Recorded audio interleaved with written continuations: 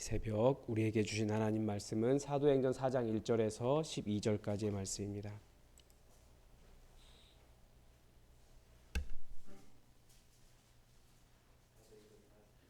사도행전 4장 1절에서 12절까지의 말씀입니다.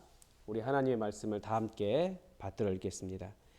사도들이 백성에게 말할 때에 제사장들과 성전 맡은 자와 사두개인들이 이르러 예수 안에 죽은 자의 부활이 있다고 백성을 가르치고 전함을 싫어하여 그들을 잡음에 날이 이미 저물었으므로 이튿날까지 가두었으나 말씀을 들은 사람 중에 믿는 자가 많으니 남자의 수가 약 5천이나 되었더라. 이튿날 관리들과 장로들과 서기관들이 예루살렘에 모였는데 대제사장 안나스와 가야바와 요한과 알렉산더와 및 대제사장의 문중이 다 참여하여 사도들을 가운데 세우고 묻되 너희가 무슨 권세와 누구의 이름으로 이 일을 행하였느냐. 이에 베드로가 성령이 충만하여 이르되 백성들의 관리들아 장로들아 만일 병자에게 행한 착한 일에 대하여 이 사람이 어떻게 구원을 받았느냐고 오늘 우리에게 질문한다면 너희와 모든 이스라엘 백성들은 알라. 너희가 십자가에 못 박고 하나님이 죽은 자 가운데서 살리신 나사렛 예수 그리스도의 이름으로 이 사람이 건강하게 되어 너희 앞에 섰느니라. 이 예수는 너희 건축자들의 버린 돌로서 집 모퉁이의 머릿돌이 되었느니라. 다른 이로서는 구원을 받을 수 없나니 천하 사람 중에 구원을 받을 만한 다른 이름을 너희에게 주신 일이 없음이라 하였더라. 아멘. 우리가 잘 알다시피 이 코로나 팬데믹은 교회에 큰 위기를 가져왔습니다. 사람이 참 독특한 게 우리가 언제 그런 일을 겪었느냐라는 생각을 할 정도로 얼마나 큰 위기였는지 많이 잊고 있는 것 같아요. 어쨌든 이 코로나 팬데믹은 모일 수도 없고 뭐 처음에 교회에서 이렇게 전파되었을 때 초기에 사람들이 교회를 굉장히 많이 비난했습니다. 모이지 말라는데 왜 모이냐, 뭐 그런 거라든지 분위기가 많이 안 좋았죠. 그래서인지 한 기독교 신문사에서 이제 코로나가 끝나갈 즈음에 당시 교회 안에 있었던 분위기를 이것이 교회 안에 사탄이 신자들에게 이렇게 거짓말하고 있는 거 아니냐라고 하는 그런 뉘앙스의 글을 쓰신 적이 있습니다. 그러니까 사탄이 신자들에게 하는 어떤 효과적인 거짓말 이런 거였는데 그런데 잘 읽어보면 그냥 뭐 팬데믹이나 뭐 모이지 말라 이런 문제가 아니었고 교회의 본질에 관한 이야기더라고요. 마음속에 어두운 마음이 들면 그거 말하지 말고 비밀로 하라는 거예요. 근데 공동체는 어떤 곳입니까? 기도 제목을 말하고 함께 기도하는 곳입니다. 개인의 기도 제목보다 예수님은 그렇게 말씀하셨어요. 개인보다 두 사람이 모여서 기도하면 내가 하나님 아버지께 너희 기도 꼭 이뤄달라고 그렇게 말해줄게. 이루게 하리라 라고 되어 있어요. 공동체가 함께 기도하는 곳이 교회라는 거죠. 기도 제목 얘기하고 자신의 삶을 나누어야 되는데 사탄은 끊임없이 말하지 말아라. 비밀로 간직해라. 기도 제목 말하는 거 아니다. 그렇게 가르쳐준다는 거예요. 그리고 또 하나는 목회자들을 떠나라. 하나님께서 교회마다 영적인 목자를 두셨는데 사탄은 목자와 양들을 분리한다는 거죠. 또 가족인 교회를 떠나 가족 말고 더 세련된 교회로 가라. 배우자를 떠나라. 힘들면 사역을 떠나라. 포기하라. 뭐 이런 내용들이 사탄이 우리 안에 효과적으로 주고 있는 거짓말이라는 거예요. 교회는 사탄의 전략에 참 약합니다. 그래서 예전부터 사탄은 교회 안에서 역사했다 이렇게 말을 합니다. 계속해서 교회 지도자들을 흔들고 신앙의 초점을 예수 그리스도에게서 다른 것으로 복음을 증거하는 일에서 다른 불만으로 옮겨가서 교회를 흔드는 일을 해왔다라는 겁니다. 여러분, 교회는 복음 증거하는 일, 사람들의 영혼을 구원하는 일, 그 일이 가장 본질적이고 핵심적인 일이기 때문에 그 일을 제외하고 나머지는 다 부차적인 일이에요. 여러분은 교회에서 무엇 때문에 불만을 가지십니까? 무엇 때문에 어렵습니까? 다시 생각해 보면 정말 예수 그리스도의 복음을 증거하고 있는가? 이 일에 집중하지 않기 때문에 일어나는 일들이라는 거예요. 복음을 전하는 일에 집중하고 있으면 교회는 흔들리지 않습니다. 그것 때문에 기도하게 되고, 그것 때문에 모이게 되고, 그것 때문에 힘을 합하게 되고, 서로 정말 좋은 관계를 유지하고 진짜 교회를 만들어 가는 것을 우린 잘 압니다. 복음을 증거해야 되는 초점이 있기 때문에 그렇습니다. 사도들이 사람들에게 예수님에게, 오늘 본문이 그렇죠. 사도들이 사람들에게 예수님에 대해 증거하고 있을 때 제사장들과 성전 맡은 자와 사두개인들이 왔습니다. 그 예수 그리스도의 복음 안에는 이 사두개인들이 정말 싫어하는 메시지가 들어있었던 거예요. 본질이 아닌 거죠. 사두개인들이 정말 싫어했던 것은 예수 안에 죽은 자의 부활이 있다라는 내용이었습니다. 당시 예루살렘 성전은 이 사두개인들이 지배하고 있었는데 그들은 부활을 거부하는 자들이었습니다. 사람이 한 번 살지 두 번 어떻게 사냐. 다시 못 산다. 거기에는 어떤 그 마음이 있었냐면, 그러니까 이 땅에서 무슨 짓을 했었는지 잘 살기만 하면 된다라고 하는 마음도 들어 있었던 거예요. 그래서 나중에 이 일은 계속해서 이어집니다. 사도 바울이 유대교 지도자들에게 붙잡혔을 때 이 문제를 거론해서 이 바리새파와 사두개파가 서로 싸우도록 만드는 그런 일도 있었죠. 이 문제 때문에 이 성전 지도자들이 베드로와 요한을 잡아서 가두었습니다.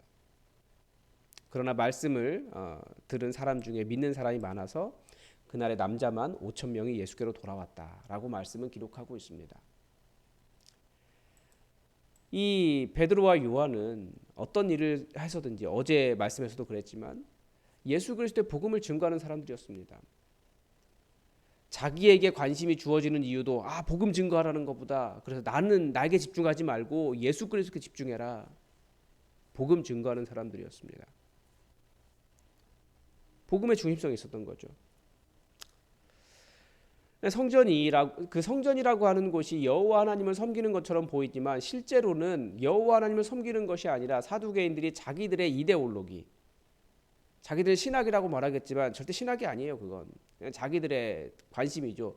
어떻게 하면 이 세상에서 부자로 살아갈까, 어떻게 하나님을 증거하고 하나님을 드러내고 예수 그리스도를 알고 정말 복음 가운데 살아갈까, 성경대로 살아갈까, 이런 마음은 없었다라는 거예요.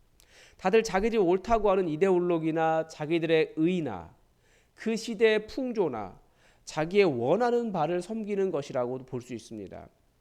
그래서 자기가 원하는 메시지가 들리지 않으니까, 자기가 원하는 모습이 드러나지 않으니까 틀렸다고 말하면서 복음 증거하는 사람들을 붙잡아다가 옥에 가두는 겁니다.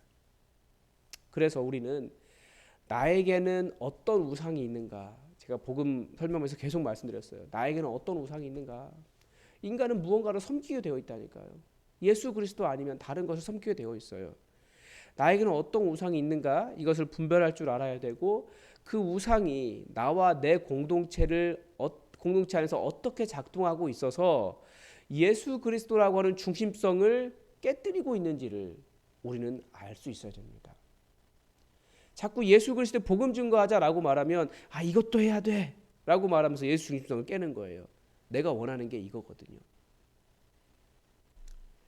사실 교회 안에는 그런 일이 많습니다. 그런데 다 우리의 일이라 말하기가 쉽지 않아요. 사두개인들에게는 죽은 자는 다시 살 수 없다라는 믿음이 있었기 때문인데, 겉으로 드러난 건 그거지만 뭐라고요? 그래야 내가 이 땅에서 내 마음대로 내 욕심대로 하고 살지, 이런 거였다는 거예요.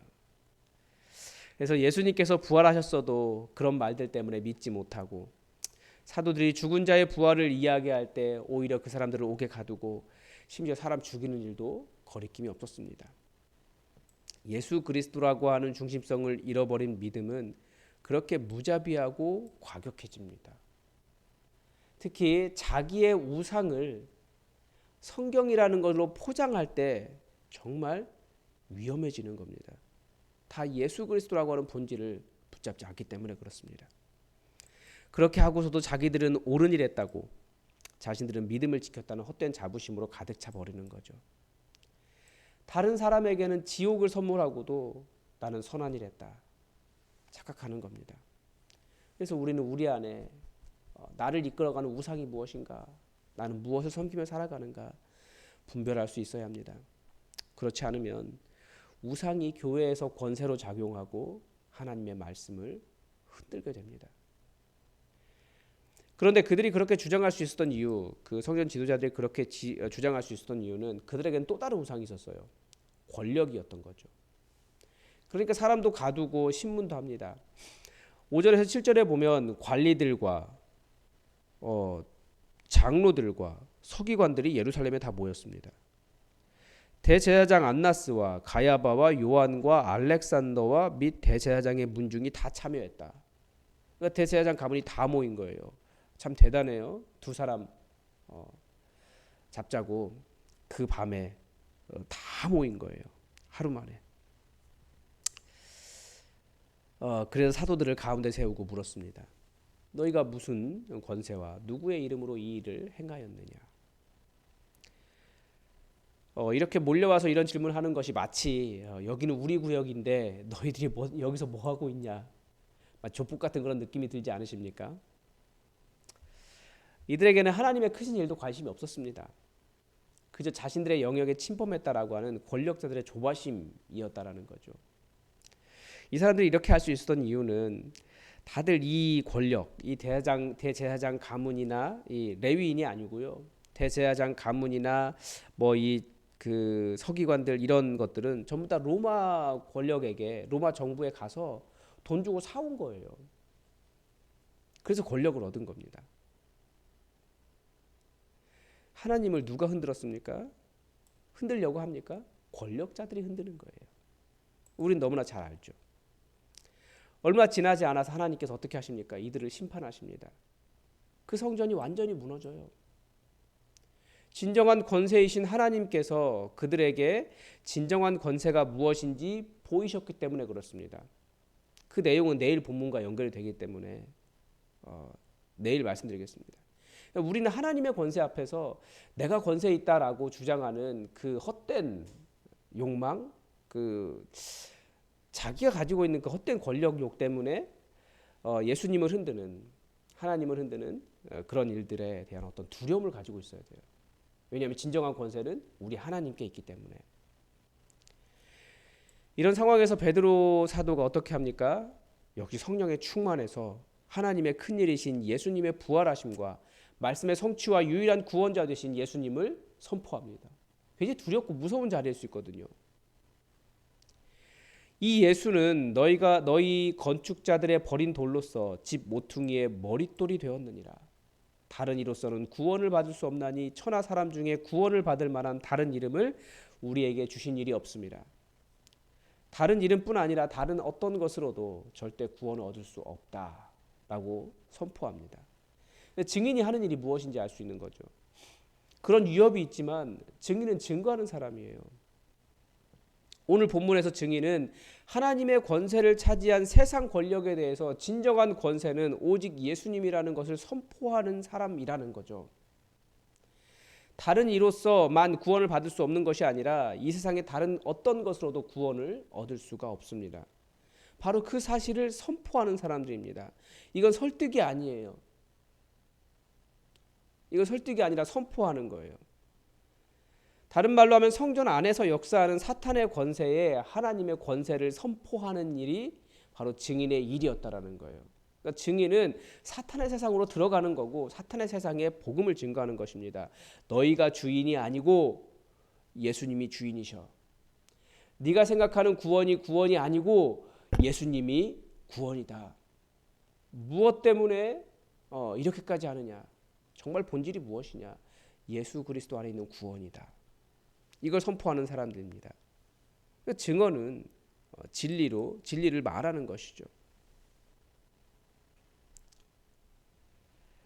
우리는 이 진리를 굳게 붙잡았으면 좋겠습니다. 다른 것 말고. 다른 이로서는 구원받을 수 없나니 천하 사람 중에 구원을 받을 만한 다른 이름을 우리에게 주신 일이 없다. 오직 예수 그리스도 의지하는 것입니다. 다른 무엇인가로 구원받으려고 애쓰면 애쓸수록 오히려 헛된 것 붙잡을 수 있습니다. 세상은 계속해서 예수님이 아니라 다른 것에 구원이 있다고 가르쳐줍니다. 교회의 문제도 이것도 없고 이것도 없고 이것도 안 해서 저것도 안 해서라고 이야기하지만 사실 예수 그리스도라고 하는 본질 그 중심을 붙잡지 않았기 때문에 발생하는 일들입니다. 잘 보면 예수 그리스도 말고 다른 것 때문에 흔들려요. 우리의 할 일은 무엇입니까? 오직 예수 그리스도를 증거하는 일입니다. 우리가 어떻게 예수 그리스도를 증거할 수 있을까? 이 일에 집중하시기 바랍니다.